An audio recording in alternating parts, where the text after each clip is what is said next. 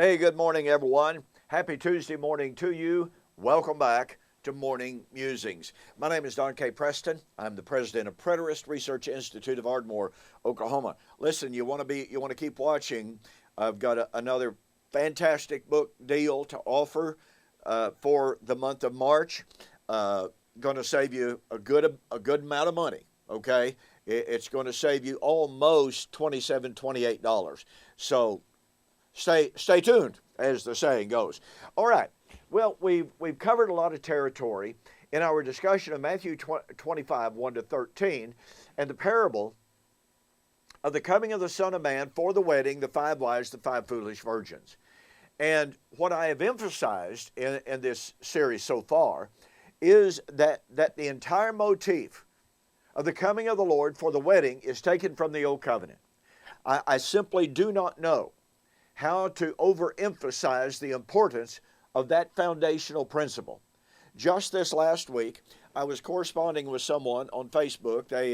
They've decided to stalk me on Facebook, and of course, the majority of their verbiage is insulting, it's caustic, it's hateful. But all of that aside, this particular individual said, well, you just don't realize, you seem to be ignorant of the fact, Matthew 25 is talking about the coming of the Lord at the end of time, and it's the coming of the Lord to marry the church. Has nothing to do with Israel. Well, if that's the case, then when Jesus said, I did not come to destroy the law, but to fulfill the law, Matthew 5:17, and when Jesus said it was necessary that all things written in the law, the Psalms, and the prophets concerning me should be fulfilled, then evidently Jesus was wrong. Now, I think everyone would admit and agree Matthew 25, 1 to 13 has to do with Jesus. He's the Son of Man. So Jesus said all things written in the law, the Psalms, and the prophets concerning Jesus had to be fulfilled. Well, it wasn't fulfilled when he was here on earth if we're still waiting for him to come at the so-called end of time. So the very idea that Matthew chapter 25, 1 to 13 is talking about some actions of Jesus totally distinct, totally divorced, pun intended, totally divorced from God's Old Covenant promises made to Old Covenant Israel, simply has no merit. It's based upon a false foundation. It's based upon a foundational presupposition that says God was through with Israel at the cross.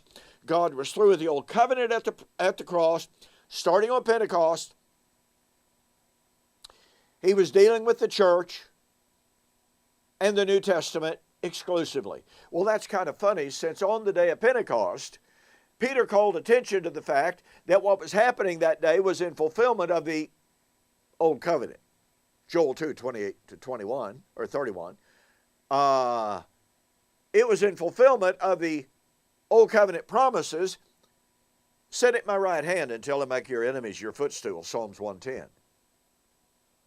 And so, here at the beginning of the church, the ecclesia, when Peter should have said, now listen folks, you have to understand something here.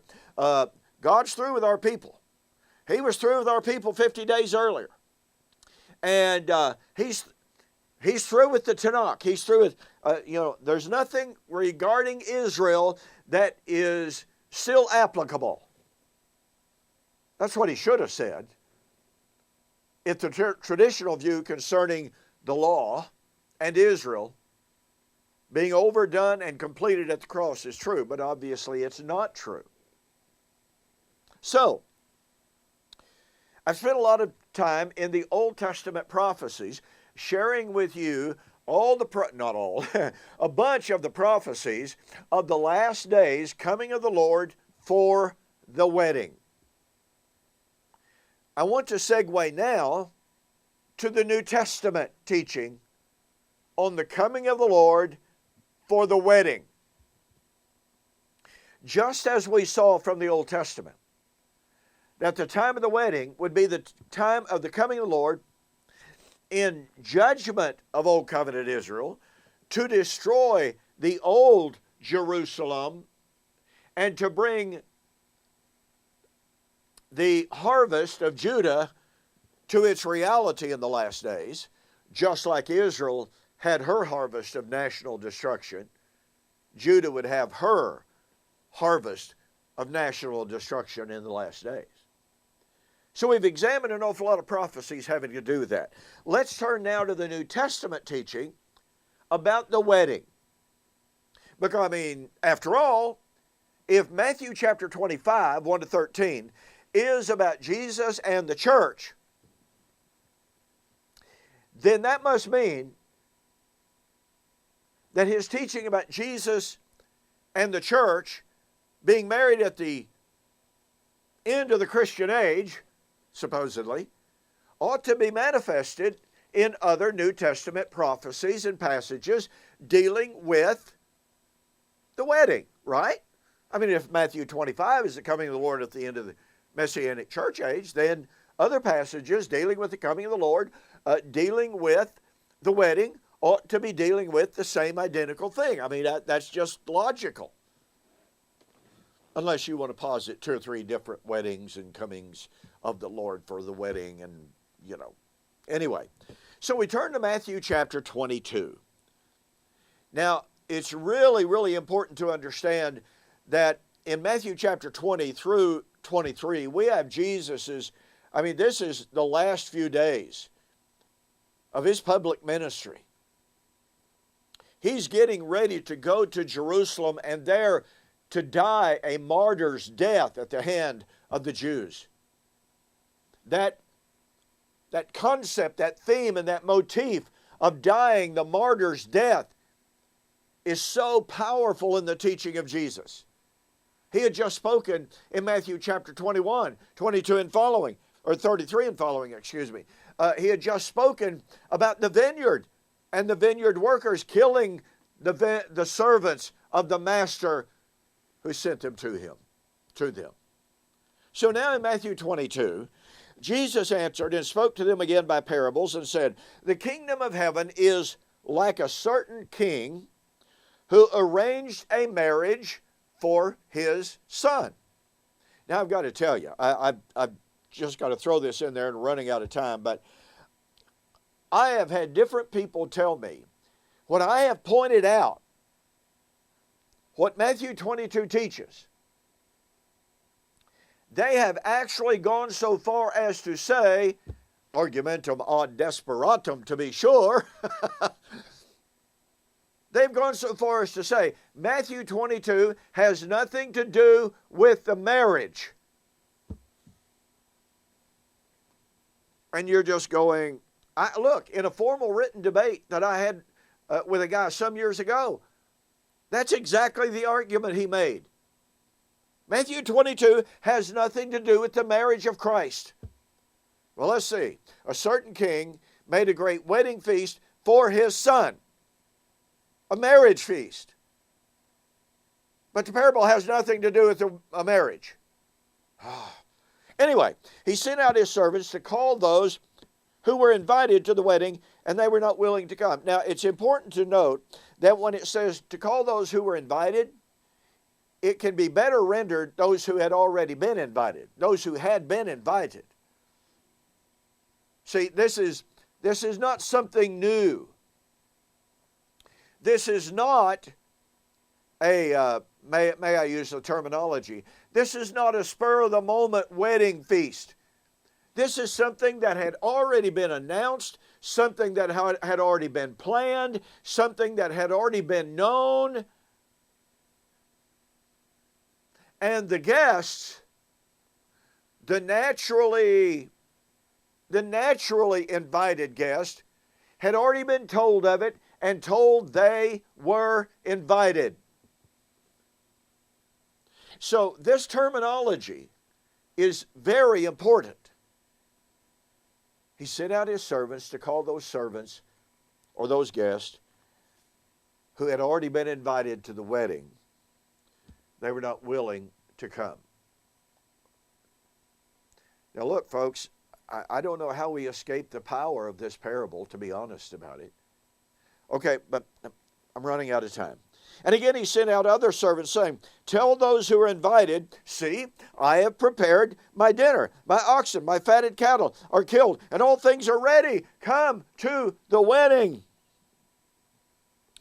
Okay, I'm not going to be able to finish this parable by any stretch of the imagination this morning, but let me make an observation here. Okay? The master sent out his servants to call those who had invited and tell them, all things are ready. Come to the feast. I think by everyone's admission, the Father here represents God the Father. It is therefore God telling his servants to tell the invited ones, the time has come. The wedding is at hand. All things are ready. Come to the feast. Let me see here. The Father, who knew the day and the hour of the coming of the Lord for the wedding, right? The Father did know the day and the hour for the coming of the Lord for the wedding, right? So the Father, who knew the day and the hour of the coming of the Son for the wedding, sent out his servants, and we have the record of that found throughout the entirety of the New Testament, to say the coming of the Lord has drawn near. What was the Lord coming for? The wedding. And yet we're told God doesn't see time like we do. Well, I guess that must mean that the Father in Matthew chapter 22 really didn't know if the wedding was ready or not. He didn't know if the feast was ready or not. He didn't know if the time was right. All things are ready? How did he know that? It's because he knew what time it was. Just like Jesus, in sending his servants, in reality the servants of the Father, but he sent them out with the message, the kingdom of heaven has drawn near. Oh, wait a minute. The kingdom of heaven is like. And the New Testament writers went out proclaiming the imminence of the coming of the Lord, the imminence of the coming of the kingdom, the imminence of the end of the age, all because the Father sent them, and the Father instructed them that the time had come. And thus, this old argument, God doesn't see time like we do, is completely and utterly destroyed.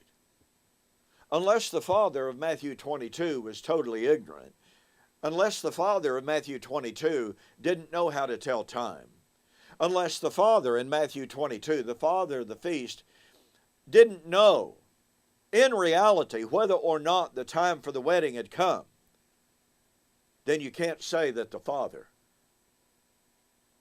God, doesn't know time. Hey, I'm out of time. Okay, as I promised, for the month of March 2021, I decided to do a resurrection special because I would have to say that so many of the questions that I get have to do with the resurrection.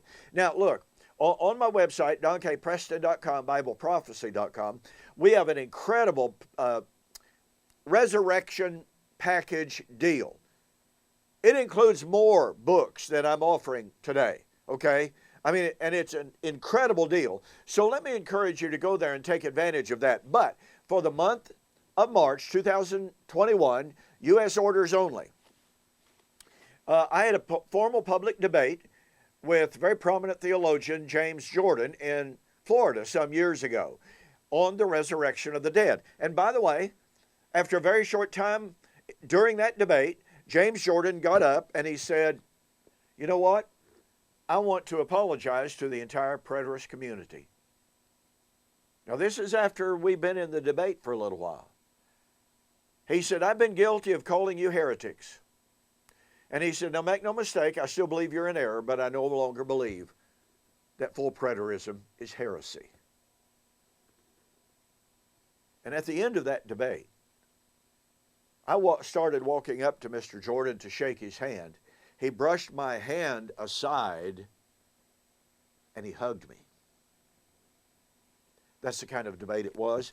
That's this debate book, The Resurrection of the Dead, a formal debate between a true preterist and postmillennialist. More accurately, perhaps a reformed amillennialist.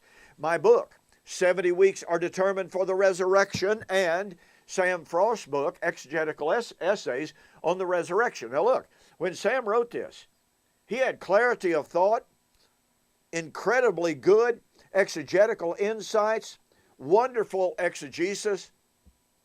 Of course, he no longer has that, but it doesn't negate the value and the veracity of the book that he wrote while he was still a full preterist.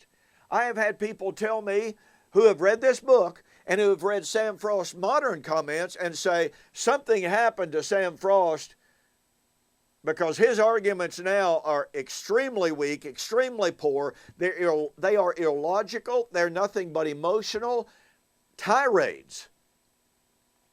But this is solid exegesis. Okay, if you ordered all three of these books separately and paid postage, it cost you $58 plus, okay? For the month of month of March 2021, U.S. orders only, total delivered price, $35, okay? Go to my website, donkpreston.com, BibleProphecy.com. There's a banner right up at the top. All you got to do is click on it, walk through the process, and order the three books. Listen, also don't forget, there's the larger package on resurrection. If you want a really, really wide-ranging set of books, including We Shall Meet Him in the Air, including my book on Daniel chapter 12, verse 2, get the large packet, okay? But for convenience sake, a quick study, get these three books. Okay, man, I am out of time. Thank you for joining me for this morning's Morning Musings. I will see you on the flip side.